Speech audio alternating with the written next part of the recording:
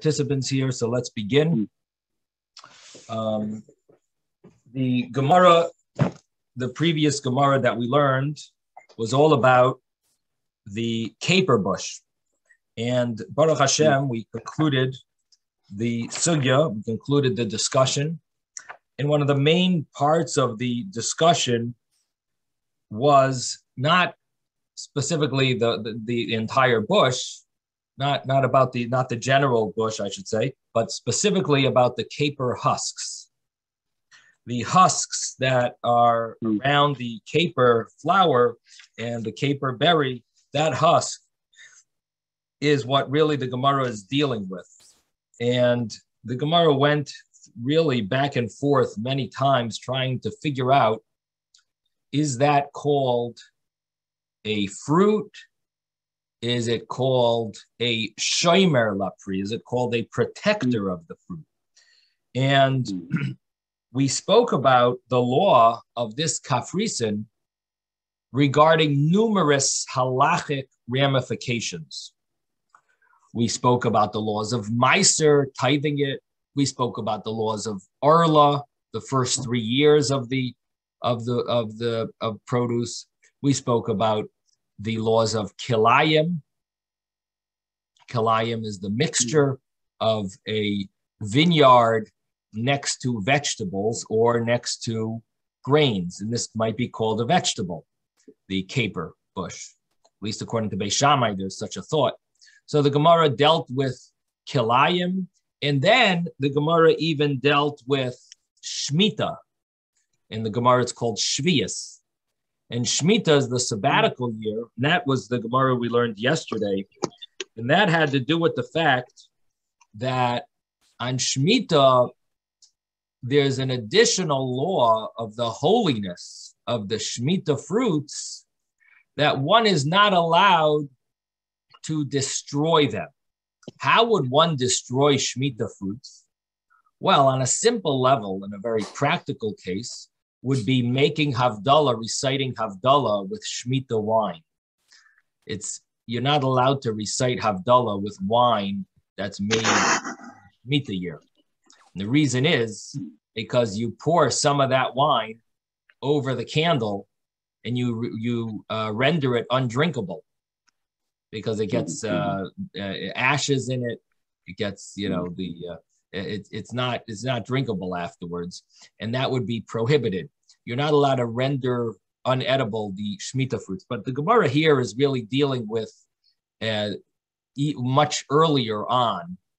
We're talking about you have a tree and you want to cut down the tree. And here we're saying there could be a time that cutting down this tree would be prohibited because you're rendering the Shemitah fruit inedible. Now, keep in mind that there is a prohibition in general of cutting down a fruit tree. It's called bal tashchis. We use it for generic purposes. We in general, you're not allowed to destroy, ruin things. However, there is a law, the original law of bal tashchis, the original wording of bal tashchis is talking about a fruit tree that it's prohibited to cut down. Now, in today's day and age, among many scholars and rabbis, they will often discourage people from cutting down fruit trees, even if halachically it should be permitted to cut it down, which means there are cases where you're allowed to cut down a fruit tree. We're not talking about Shemitah now. Let's just talk in general about cutting down a fruit tree. Cutting down a fruit tree, according to halacha, there are scenarios where it's permissible. A fruit tree, where would that be? Well, it would be permissible according to a straight halacha if you are not getting much fruit out of the tree. So it's more valuable for you to cut it down because it takes more work out of you than it's worth. Another I'm sorry? So you can sell the wood. Another example would be to sell the wood. That would be another example. And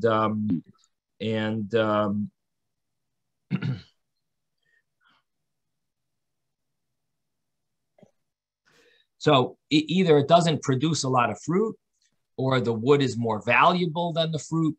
But the point is that there would be cases where you're not really destroying, you're really benefiting, because you're using it but for a good, you're getting something more out of it. However, it's not as simple as it sounds. That would be straight looking at the letter of the law. But there is a story where someone in the Talmud, where someone cut down the tree and terrible things happened. And there's also a writing from what's it called? The Sefer, is it Sefer Chassidim? I think it's the Sefer Chassidim that they write very strongly against cutting down a fruit tree. And therefore, people are very careful before they plant fruit trees in their yard, because you might not be allowed to cut it down if you ever want to add on to your house. You got to be careful. And a lot of times there's houses that are not selling in the community here in North Miami Beach. And one of the reasons is because there's fruit trees and the house is small, and the person who would want to buy it would want to maybe add on. And because of the fruit trees, a lot of people are extra careful, and they would say, no, we're not interested in this house because there are fruit trees around.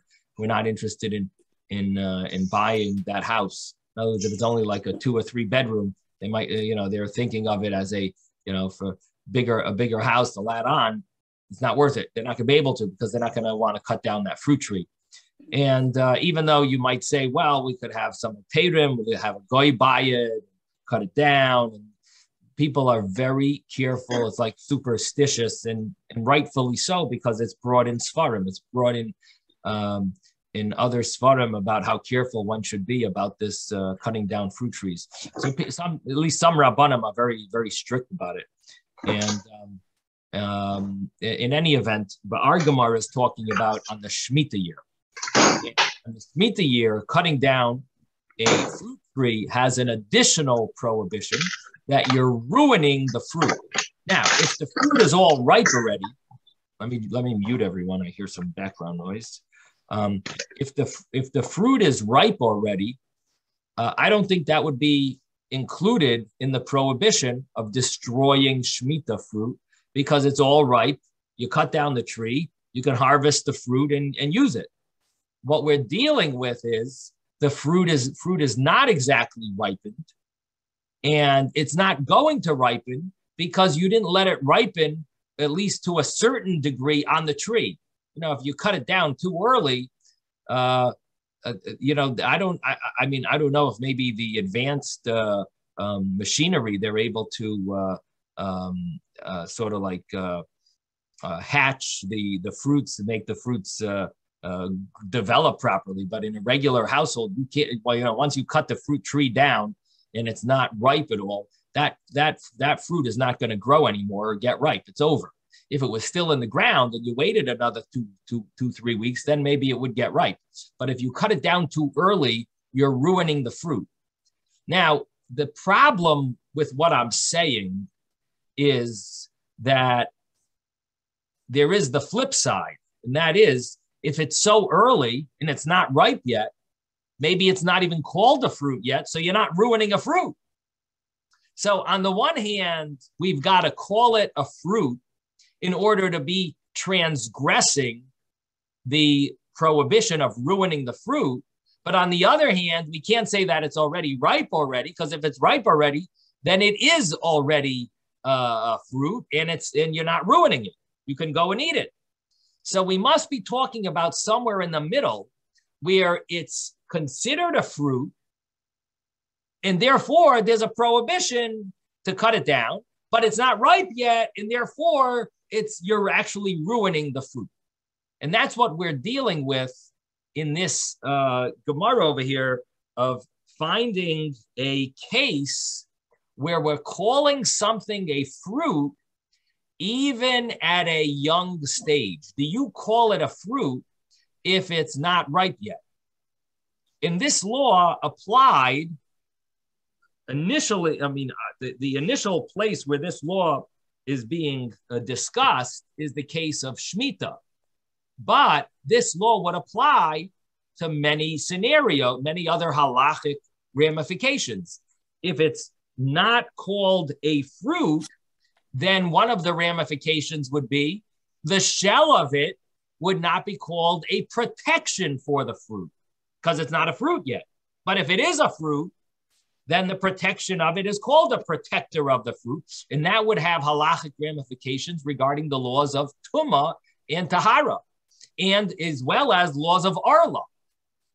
Why? Because according to the laws of Tuma and Tahara, things that are pure and impure, if a person were to have a fruit that is impure and something else is going to touch it, the thing is, it needs to have a certain measure. It needs to have a measure of an egg, of a kibetza, and in order to make something else impure. So if the fruit is not the size of a kibetza, it's not the size of an egg, but if you add on the protector of the fruit, which would be like the skin or the husk, if you would add that to it, it would reach the size of an egg. That would be an example of utilizing that shomer, that protector of the fruit, and to make it considered as part of, it's considered to be included in the laws of the fruit, and it would be able to impurify something else that touches the fruit, because the fruit is now of the proper size, the egg, the size of an egg, because we're including the husk. But that only works if the husk is a husk of a fruit.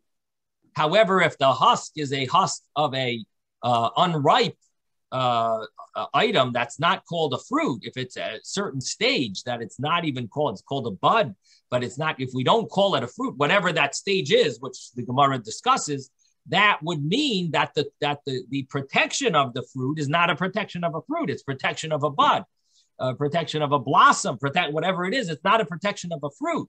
Now, if it's not a protection of a fruit, then it doesn't have that category. It won't fall into the category of being able to make something else impure. Now, let's take that to the laws of Arla.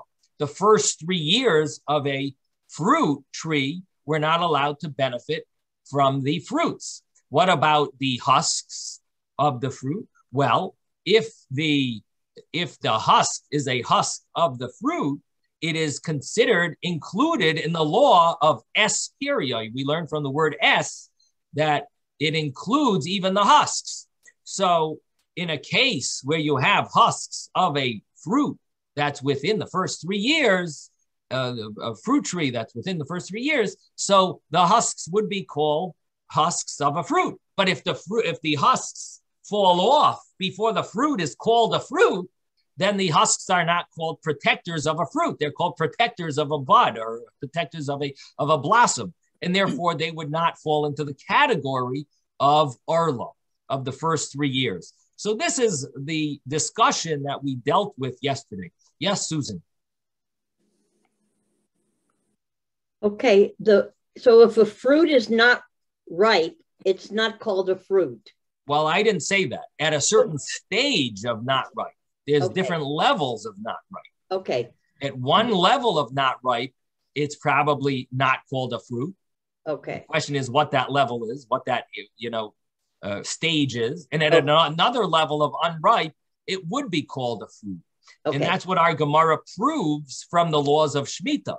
Okay. That we see from the laws of Shemitah that you're not allowed to cut down a tree. There must be a certain stage where it's unripe and it's considered a fruit also. It's considered a fruit, and yet it's unripe. That doesn't mean the entire stage of being unripe is always considered a fruit. There's a certain, depends what we call how advanced it is. The Gemara had two opinions with regard to grapes. There was an opinion that said smadar, and there was an opinion that said not smadar, but it had three words: poil halavan, gerua, and the main word I'm forgetting. What was the main word? It's boiser. That's the main word. So again, one opinion said smadar, the other opinion said the boiser is the stage where it becomes a fruit. Boiser, and it had three terms: boiser, gerua, and kepoil halavan. So these are the three terms that, according to the rabbis, that's when, at least by a grape, it's considered a fruit. Now, is it ripe yet? No. And this is what the Gemara is trying to prove, that even something not ripe is still called a fruit. And therefore, maybe the kafrisen, which are the husks of the caper bush, and the husk, which means the husks of the caper berry and the caper flower, that husk is should be considered a protector of the fruit. And therefore, it should fall into the category of prohibited arla if it's within the first 3 years. The Gemara wanted to think that. And it would be a question on Mar Baravashi, who was eating the husks of a caper bush that were within the first 3 years. And the Gemara question. Don't go away. One more question after you've been. Excuse me, I'm waiting for a question Ben, too. Okay, Ben, let's answer. I'm waiting about a question about cutting a tree. Okay. Are you allowed to cut a fruit tree that is not profitable in your yard, not in the fruit season? I am not. And it's not Shemitah in the Chutzlar. So right. If it's a fruit tree, it falls into a very fragile, delicate area, and you should ask a rabbi. But you're not using the fruit. I understand, and I would tell you that it probably would be permissible according to the letter of the law, but it might not be advisable, and it might be, it might fall into other issues that, as I mentioned, it's like there are negative things, God forbid, that could come, and that you would want to make sure that it's acceptable. The reason why you would cut down the tree would be acceptable according to all views. So again, we learned that halachically there are leniencies, but that's not advisable to rely on at all. Cutting down trees is like it's a whole different animal. It's a whole different animal that you don't really want to deal with. Okay, so what I was concluding was our Gemara concluded that the husks of the caper bush, those husks are not really called protectors of a fruit. And the reason is because if you remove the husks, the fruit still lives. And therefore, it's not called a protector. So what comes out from this is that within the first 3 years of a caper bush, would you be allowed to eat the caper husks? So if the caper husks is not called a protector of the fruit, because even if you remove the husk, the fruit will still live. So it's not a protector of a fruit, but is it called a fruit itself? And on this, we had an argument. Who was the argument between? Well, we had an argument regarding the laws of Meiser. And we said that regarding the laws of Meiser, there was a Rebbe Akiva and a Rebbe Eliezer. And Rebbe Akiva held that the fruit is only the actual caper berry. And Rebbe Eliezer said, no, all of those, the above, are obligated in Meiser. And that means that they're all called fruits, even the husk. And so it really is an argument of the rabbis. if the husk is called a fruit itself. Again, we've concluded that the husk is not called a protector of the fruit, but we don't have such clarity on if the husk is a fruit itself. That was an argument. And what we did say was that outside of Israel, there's definitely room to be lenient and eat it, even if it's within the first 3 years, because since there's a view that accepts it, that says it's not considered the fruit, so you can rely on that view outside of Israel. Again, outside of Israel, there's a special rule that as long as there's some view that says it's okay, you can rely on that view. And we did say you can't follow Beis Shammai regarding that, because Beis Shammai is totally unacceptable. But we did say you could follow like Rabbi Akiva versus a Rabbi Eliezer. We did say that would be acceptable to follow that view, even if that's not the halacha, but it's acceptable in outside of Israel to eat fruit. So what comes out is that you would be allowed to eat the husk of a caper bush outside of Israel, even if it's within the first 3 years. Now, there is 2 ways of learning our Gemara. There are 2 ways of learning this Gemara. The simple way of learning our Gemara is that we had a statement of Reb Yehuda in the name of Rav, who said that if you have a fruit a caper bush within the first 3 years, so Reb Yehuda in the name of Rav had told us that you would be allowed to throw away the berries because within the first 3 years, but you could eat the husks. That was the statement of Rabbi Yehuda Amar Rav, Slav shel orla b'chutz la'aretz. He said specifically if it's outside of Israel, have to add that qualification. When it's outside of Israel, you can throw away the evyoinais, which is the caper berries, and you can eat the caper husks. Now, the understanding that the Gemara had on that law was based on the fact that you're outside of the land of Israel and you're relying on the view of Rabbi Akiva that only the caper berries are called fruit and everything else is called a outgrowth of the tree, but it's not a fruit. And therefore, according to Rabbi Akiva, everything else should be permissible during the year of Orla, during the first 3 years. The first 3 years of that tree should be permissible. Only the caper berry is called the fruit. That's prohibited. So outside of Israel, you can rely on Rabbi Akiva's view, and you'd be allowed to eat the caper husks. The problem is that after that law, the Gemara then gave a story. And the story that the Gemara gave was a story of Mar Baravashi was in the middle of doing this. He was actually throwing out the caper berries and he was eating the husks. And Ravina questioned him. And he said, who do you hold like? Do you hold like Rabbi Akiva? Why don't you hold like Beis Shammai?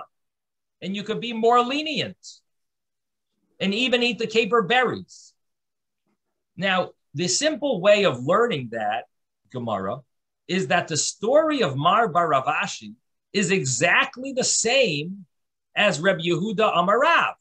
Mar Baravashi was basically following the same line of thought as Reb Yehuda Amar Rav, that outside of Israel, you're allowed to rely on a lenient view, Rabbi Akiva. That would be a simple way of learning our Gemara. That our Gemara sort of repeated itself. It said a law, and then it said a story of someone who followed exactly that law and exactly that same logic. The other way of learning the Gemara is that initially Reb Yehuda Amar Rav, our Gemara, the way it gave the law, that was one way of looking at the caper bush. That we don't know if it's considered a fruit or not a fruit, the caper husk, But outside of Israel, you can rely on the lenient view. That opinion of Rebbe Yehuda Amar Rav, fine, that's his view. But when it comes to the story of Ravina met Mar Baravashi eating those caper husks and throwing out the caper berries when he met him, according to the new view that I'm sharing with you, the new way of understanding the Gemara, that story is not because Mar Baravashi is outside of Israel and he's relying on a view that's not so acceptable. That's not it. That's not the meaning. No, Mar Baravashi says we follow Rabbi Akiva even in Israel. Even in Israel, you follow Rabbi Akiva. And according to that, what would happen? The caper husks are not really fruit because Rabbi Akiva holds they're not really fruit. And Mar Baravashi was eating the husks because it's not fruit of Arla. It's only it's an outgrowth of that tree that's Arla, but you're allowed to have anything that's not the fruit. And the caper bush is not a fruit. The caper husk is not a fruit at all. Not only it's not a fruit, the Gemara dealt with, is it called a protector of the fruit? And the Gemara concluded that it's not the protector of the fruit. And so Mar Baravashi is not saying outside of Israel I can rely on Rabbi Akiva. He's saying I hold like Rabbi Akiva. I follow Rabbi Akiva's view. Now, if you learn this way, that Mar Baravashi paskins like Rabbi Akiva, what comes out is that even in Israel, you would be allowed to eat the caper husks of an arla tree. But what would be the bracha on the caper husks? And that's the question, the $1 million question here. What is the bracha of the caper husks? So let's look at both of these ways of learning the Gemara.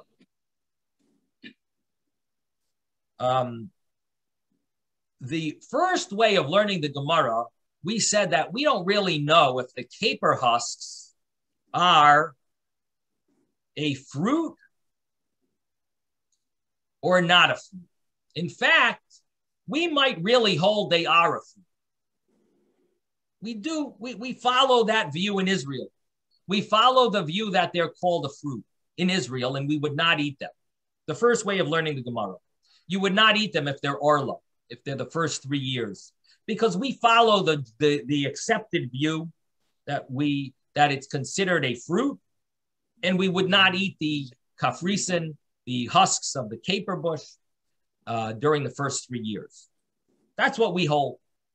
Outside of Israel, we're allowed to rely on a view that's not so popular, and that's Rabbi Akiva's view. Because it's outside of Israel, it's rabbinic, and it's the laws of Arla have certain leniencies outside of Israel, which we spoke about. It has a special leniency that within the law of Arla, it says outside of Israel, you're allowed to rely on lenient views about that give their view inside Israel. You're allowed to rely on them outside of Israel, and so there's extra room for leniency outside of Israel. So outside of Israel, you can eat the arla fruit, the arla husk, the arla caper husk. And inside Israel, you're not allowed to eat the caper husk. Why? Because it's considered really a fruit. It's just that outside of Israel, we're going to be lenient. So what comes out from there? What's the bracha on the caper husk?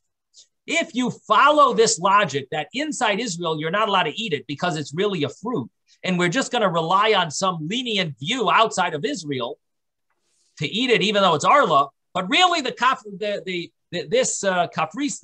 is really a fruit. So really the bracha should be ha'etz. The blessing on it is it's a fruit of a tree. Outside of Israel, we're allowed to eat it on a arla tree. Yeah, it's a fruit because you're allowed to rely on a view that's not a fruit outside of Israel regarding arla. Arla has certain leniencies, but is it a fruit? Of course it's a fruit. We hold it's a fruit. But outside of Israel, there's leniencies regarding the laws of arla. But is it a fruit? Yes. So what's the bracha? Ha'etz. The bracha would be ha'etz on the on this husk. It's a fruit. We hold it's a fruit. We're just relying on lenient views regarding the laws of Arla. That there is an opinion. It's not a fruit. We're allowed to rely on that regarding the first 3 years. But really, we hold it's a fruit, and we would recite the bracha ha'etz. Now let's look at the second way of learning. The second way of learning is Mar bar Rav Ashi, Haskins like Rebbe Akiva. What does Rebbe Akiva hold? He holds that this the husk is not a fruit at all. And even in Israel, you're allowed to eat it if it's arla. It's not the fruit of the tree. It grows from the ground, it's attached to a tree, it's attached to the caper bush, but it's not the fruit of the tree.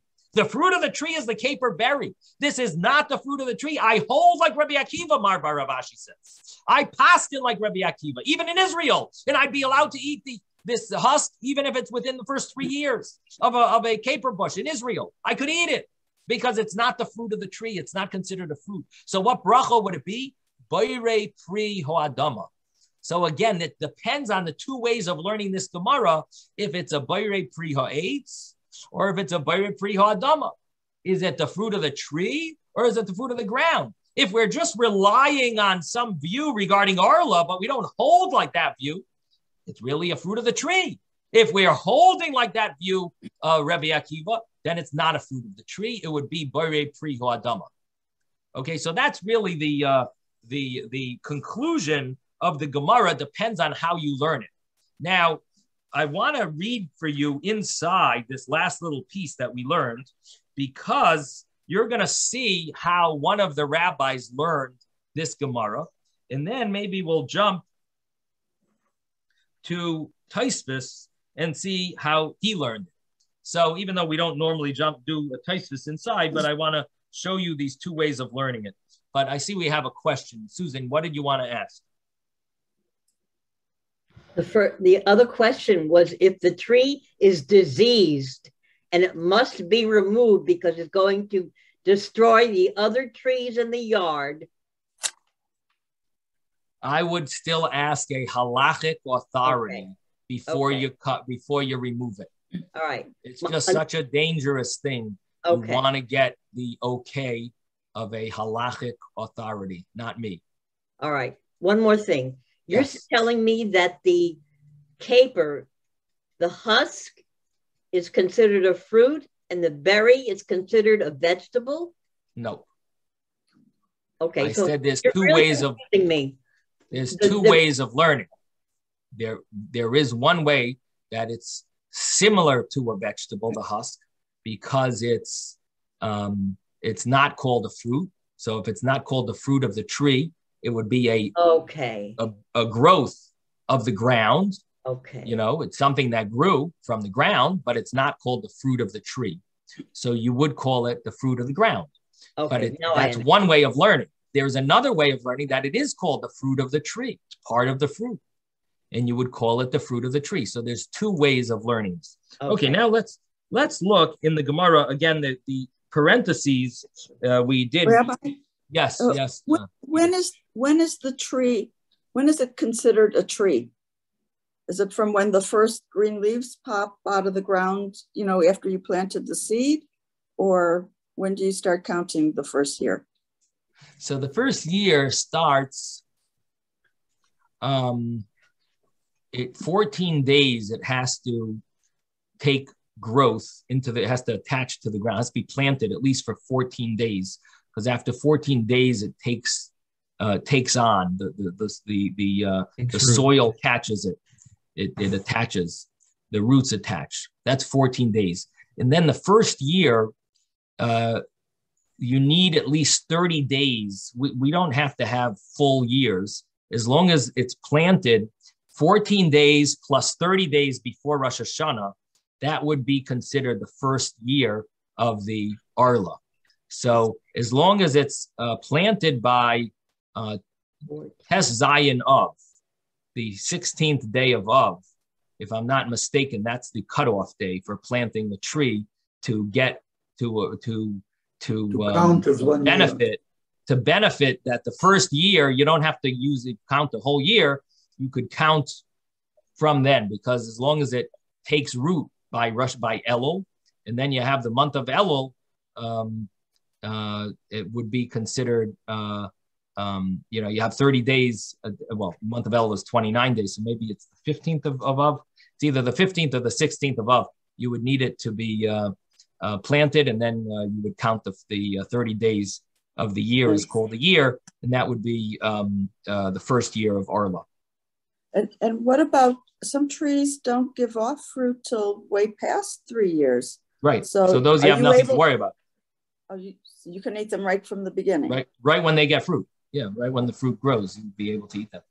Right. Okay. Susan, did I don't remember if did you ask your question? I'm okay, Rabbi. Okay. Thank you. Okay, fine. Okay, so the Gemara here in the parentheses says V'hilchasa Kamar Baravashi. Now we are on 36b, and we're at the parentheses here, which is about maybe 20 lines up from the bottom of the page. And I mentioned to you that these parentheses are questionable if they are from the actual Gemara itself. The fact that there are parentheses, and it means that one of the rabbis wanted to take it out because he felt that this was an addition added by the Go'inim, by one of the Go'inim, and specifically the Bahag, Baal Halachis Gedolos. He feels some of the commentaries feel that this was added by the Bahag and somehow got mixed into the Gemara, the actual wording of the Gemara, and it wasn't meant to. It should have stayed as a commentary on the side. This is the Bahag's way of learning the Gemara. So we're going to learn it inside. This is one way of understanding the Gemara, but keep in mind that it's not the actual Gemara. This is from the Bahag, and somehow it got mixed into the Gemara. And then when they printed the Gemara, they didn't want to take it out, but they put parentheses around it to tell you that it's the common view is that it's not the actual wording of the Gemara. It's really from the later rabbis after the Gemara called the Go'inim. Yes, Ezra. Parentheses versus the square brackets. Yeah, that's correct. So square brackets generally we're supposed to learn. The parentheses means that they are supposed to be skipped, at least often when there's a word that the commentaries feel doesn't belong there. It somehow got misentered. So they put a parentheses around it. So here, it's not that you're not allowed to learn this. It's not that it's wrong. It's just the view of one of the commentaries, and it's not necessarily part of the Gemara. There are other commentaries that argue with this. So what is this? What does it say? V'hilchasa kamar baravashi. The law follows Mar baravashi, this rabbi, because he threw away the caper berries, and he ate the husks. And even though it was an arla tree, and umidelagabe arla lav peraninu, and since he holds it's not a fruit regarding arla, he's saying that you're allowed to eat it even though it's within the first 3 years, because he's holding that it's not a fruit regarding arla. Legabe brachos nami lav peraninu. Regarding the laws of brachos, it would have the same rule that it's not considered a fruit, because he's following the logic of Rebbe Akiva fully. He's not just relying on Rebbe Akiva regarding a case of outside of Israel, the laws of Arla. He's paskening. He holds like Rebbe Akiva. He's following his view. And since he holds like him regarding Arla, that would have a ramification regarding the bracha, that regarding the bracha, if you hold it's not a fruit, then regarding the bracha, you will not say the boirei pri ha'etz on it. You would not say boirei pri ha'etz. Rather, you would say boirei pri ha'adama, the blessing of which is normally recited on vegetables and anything that grows from the ground, anything that's not the fruit of the tree, you would recite the boirei pri ha'adama, and he holds that it's not the fruit of the tree. So what comes out here, according to this Baal Halachis Gedolos, the author of this paragraph, is that Mar bar Rav Ashi was arguing on Rabbi Yehuda Amar Rav. Rabbi Yehuda Amar Rav said you can just rely on Rabbi Akiva regarding Arla, but he didn't hold like Rabbi Akiva. He really held like Rabbi Eliezer. And Mar bar Rav Ashi is saying, no, I hold like Rabbi Akiva completely regarding the laws of tithing, that tithing is only on a fruit, and the only fruit is the caper berry and not on the caper husks. You don't have to tithe the husk because it's not a fruit. And that law applies to Arla. You don't have to worry about the first 3 years regarding the caper husks. And that would also mean that it's not a fruit regarding bracha, and therefore it's a ha'adama and not ha'itz. Now, if we jump to the Teves over here, Hachi Lashon Teves Behilchasa. Everyone sees that Teves on the side in bold print, large print on the Teves, the right side of the page. The commentary is called Teves, and in bold you have the word Behilchasa. But before the word Behilchasa, there's 2 words: Lashon Halachos Gedolos. The text is from the Halachos Gedolos. The following text is from the Sefer called Baal Halachos Gedolos. The Sefer is called Halachos Gedolos. The author is called the Baal Halachos Gedolos. And Behilchasa, this is the wording. Behilchasa Kamar bar Rav Ashi. And the law follows Mar bar Rav Ashi. Midalagabe Arla lav perahu. Since regarding Arla, it's not a fruit. Regarding the bracha, it's also not a fruit. And the bracha would be Bayrei Pri Ho'adama. V'haya Omer Haram. There was a rabbi of the Teves that was called Ram, Rabbeinu Moshe. So this Ram would say, Dilagabe Arla, regarding the laws of Arla, Lav Perahu, it's not a fruit. That regarding the laws of Arla, maybe it's not a fruit. Why? Not because we hold like Rabbi Akiva, but because Mishum Dekol Hameko Ba'aretz, whoever is lenient in the laws of Arla, in Israel, halacha kemaisai b'chutz la'aretz, the law follows that view. Outside of Israel, you can rely on that view. What does that mean? Not that we hold that that view is correct outside of Israel, but regarding the laws of Arla, we can be lenient and we can rely on that view for leniency outside of Israel. So in this scenario, where in Israel, you would say that the caper husks are considered a fruit, outside of Israel, you're allowed to rely on the view that they're not considered a fruit, and you can eat it even within the first 3 years of the caper bush. You could eat it. Avo ba'aretz, but in Israel, vadei havi pera. In Israel, for sure, we hold it's a fruit. It's considered a fruit. You're not allowed to eat it. In Israel, you have a caper bush that's within the first 3 years. Do not eat the husks. They are a fruit. Outside of Israel, you can rely on this special law that we have, like a special leniency outside of Israel. You can rely on an unaccepted view, on a view that's not so popular. In Israel, there is such a view. So outside of Israel, you can rely on any lenient view, but not that's the law that it's not called a fruit. Of course, it's called a fruit. In Israel, you're not allowed to eat it within the years of Arla. It's a fruit. The husk is a fruit. Outside of Israel, you can rely on this view and say you're allowed to eat it. But is it a fruit? Yes, it is a fruit. Outside of Israel, you have a leniency. Ba'aretz v'adei have a payment. It's for sure a fruit. Umavarchan olav bayrei pri ha'etz, and you recite a bracha bayrei pri ha'etz because it's really a fruit. So the Gemara, the term that was in the parentheses in the Gemara, it said recite bayrei pri ha'adama. Teves says no, recite a bayrei pri ha'etz because it's really a fruit. Over Brochos like a chilek bein baretz l'chutz la'aretz. When regarding the laws of bracha, there's not going to be a difference. You are going to recite Bayrei Pri Ha'etz, even though outside of Israel you can rely on Rabbi Akiva. That's only regarding the laws of Arla. But regarding the laws of bracha, there's no difference inside Israel or outside Israel. Of course, we're calling it a fruit because we hold it's a fruit. Regarding Arla, you have some leniency. That you call it not a fruit, you can eat it within the first 3 years. But is it really a fruit? Yes.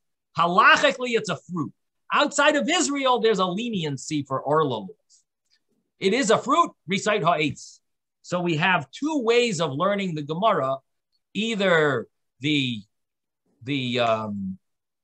husk is bari pri ha'etz, or it's bari pri ha'adama. Now, I asked a question 2 days ago, and this was a very interesting question. I didn't realize how special this question was until I started looking into it. The question is, if you are living outside of Israel and you have this caper bush that's within the first 3 years, you're not in Israel, and you want to eat the caper husks, and you're allowed to. Outside of Israel, you're allowed to eat the caper husks. What bracha will you say on those caper husks that are within the first 3 years? Again, our Gemara, which we just learned with Teves and the Bahag, we had the parentheses, which I'm calling the Bahag. We had Teves. One of them said it's Bari Pri Ha'adama. The other one said Bari Pri Ha'etz. I'm now jumping to a different case.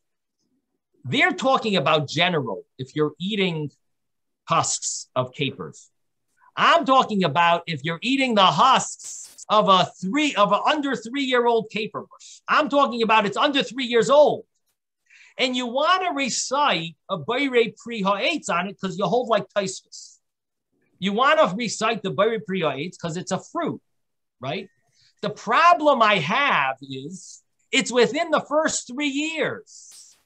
And since it's within the first 3 years, what you're doing is doing a paradox. At the same time, you're eating it within the first 3 years and you're calling it a fruit. If it's an old tree, you want to say a Bari Pri Ha'etz. If it's an old caper bush, say a Bari Pri Ha'etz, follow Teves, no problem. But here we're talking about a young caper bush. It's not 3 years old.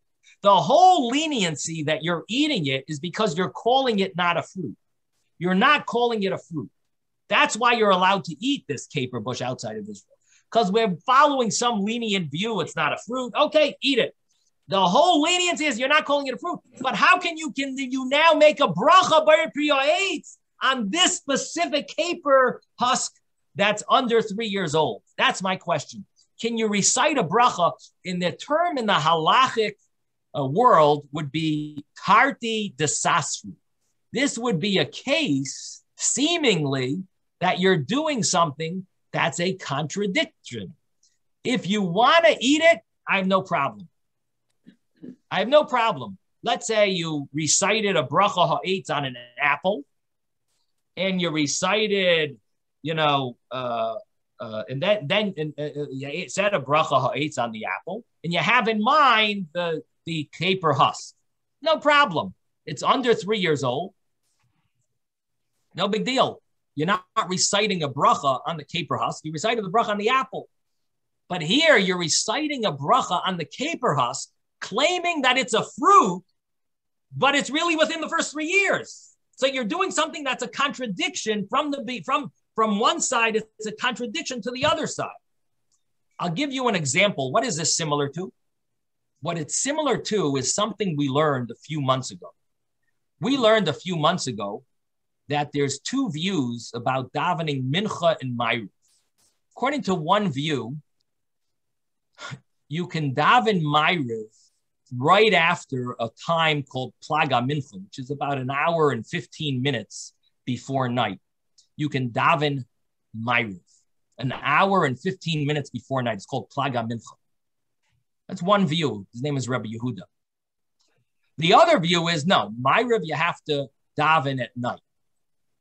Now, according to the view of Rabbi Yehuda, you daven mincha before plaga mincha, and then you can daven ma'ariv after plaga mincha, because you're calling after plaga mincha, you're calling that night. What happens if you davened mincha late? If you daven mincha after plaga mincha, that means you're calling after plaga mincha daytime. Can you then say, oh, I'm going to daven ma'ariv right now because it's night, according to Rabbi Yehuda? No, you can't do that. You just called it day. If you call it day, you can't call it night. You have to pick who you're following. You can't do something that's a contradiction from the beginning to the end. Here, your mincha, you're claiming, oh, I'm following Reb Yehuda, the Rabbanon, following the rabbis. It's still daytime. Right after mincha. You know what? It's nighttime already. You can't do that because you're doing something that's a contradiction from beginning to end. You're following the rabbis.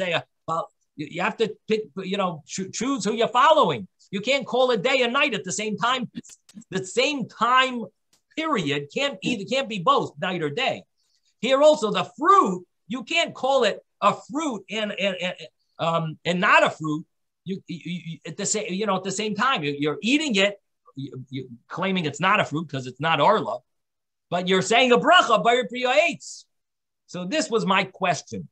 It turns out that the Shagas Aryeh, one of the great later commentaries and halachic books, he deals with this and he wants to explain the reason why one of the rabbis in the back of the Gemara holds that it's Boirei Pri Ho'adama, that you recite Ho'adama on it, is because of this problem. He says because of this problem, that it's going to be a contradiction from beginning to end, therefore, you would need to recite a Ho'adama. On caper husks, in general, always say Ho'adama. In general, just say Ho'adama, because otherwise it's going to be a problem, because you're going to have scenarios where if you want to say Ha'etz, which would be logical, what's going to happen is you're going to have scenarios outside of Israel where you would need to say Ho'adama. And instead of making it a chap plop, do whatever you want, the set rule is Ho'adama. So that's the way the Shagas Aryeh wants to learn. However, I did find one other view, and that is in the laws of Brochos, at the back of the Ritva. Unbelievable. Here he writes, very interesting, that if a person eats this slaf of arla, he's eating the kafras, the husk of the arla, even though it doesn't have the law of arla. Nevertheless, you say a ha'etz. So according to the halachas of the Ritva, he would argue on the Shagas Aryeh, and he holds you could do this even though it's a contradiction. It's seemingly a contradiction, but it wouldn't be a problem. And the reason why the Ritva seems to follow that logic, what do you mean it's a contradiction, is because he holds not necessarily the laws of Arla go hand in hand with the laws of Brochos. So because of that, there might be an understanding of how the Ritva allows you to do that. Otherwise, it would seemingly be a contradiction. Again, my case was in a case where you're actually eating the caper husks that were young, and so you're calling it a Boirei Pri Ha'etz, and yet you're also claiming it's not a Pri Ha'etz. So that was the contradiction. Yes, Ben. I didn't think that Rabbi Akiva claimed that it's not a tree. But outside Israel, there is no law of Orla. No, he claimed that it's not a fruit, and you don't have to tithe. Yeah, that's what he was talking about, the laws of tithing. How can you say something is a fruit when it's growing on a tree? If it's not the fruit, it could be other growths grow on trees, but it's not called the fruit. And if it's not the fruit, like what? Give me one more example. Well, you have leaves. Is growing on a tree. No. There's numerous trees that have other parts of the fruit or of the tree that are questionable. For example, the growths on the ground, on the root. There are seeds.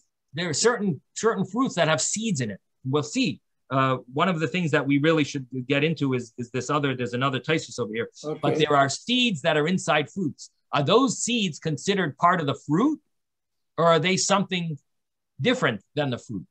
Yeah, but it's growing on the branches of the bush. It's not growing. Doesn't mean it's the fruit of the tree. There's something called the fruit of the tree, and there's other parts. Certain trees also the bark is edible, or the leaves are edible, like the maple sugar. It's still part of the tree. Right, but would you call that the fruit of the tree? No, would you call that the fruit of the tree is the question. I would call it part of the tree. Okay, so then it's not a it's part of the ground. Well, if it's not a fruit, it's not called the fruit of the tree, then you would just call it something that grows from the ground. Generally, that would be the way. The tree grows from the ground. Right. So you still call it a tree. I understand, but the bracha boirei pri ha'etz will not cover every growth that comes out of the tree. If you want to eat a leaf, you will not say, "Thank you, Hashem, master of the universe, who created the fruit of the tree," and eat the leaf. The leaf is not called the fruit of the tree. It is part of the tree, but it's not called the fruit of the tree. The bracha is the fruit of the tree. So boirei pri ha'etz, it would not be. Boirei pri ha'adama, possible. If it's edible, it would have to fall into the category of being edible and so on. But again, that would be. That's the distinction that I don't get. But anyhow, we'll see what else comes up. Again, what you're concentrating on the word ha'etz, and I'm concentrating on the pri ha'etz. Boirei pri ha'etz. Think about the word pri ha'etz. Is this really the pri ha'etz? It's still created by the tree. Doesn't mean it's pri. It's not its fruit. The way the chachamim, the rabbis understood the fruit is a certain category of item it has to fall into the laws of fruit. So this really concludes this Gemara. Okay, any other questions on this topic? Susan had her hand out. I just wanted to read something that if the leaves are the main fruit of the tree, they get ha'etz. If they are not the main fruit, but are still an intended benefit of planting the tree, they get hadama. What are you reading from? This is the Shulchan Aruch OC. This is on a site Miyodea. Uh-huh. I asked a question and they answered this uh-huh. in that way. Nice. Uh-huh. Right. Okay, very from good. From the Shulchan Aruch, and then it says OC. OC means Orach Chaim. 202-6. 202? Yes. Did you say 202-6? Yeah. Correct. Discusses the bracha, the blessing on the caper bush. Right. And right. also So they talk about if the intention of when you plant something, the intention also plays a role. Going to be the leaves or the fruit. Right. It plays a role. Well, that's what we've been seeing. Okay. Well, my time is really up. And I think we basically covered this discussion. So, Netz Hashem, hopefully tomorrow we'll start a new piece of Gemara. Zai gesund, everyone. Have a wonderful day. We'll see you with Thank you, Rabbi. Thank you, Rabbi. Thank you, Rabbi. Thank you. Okay.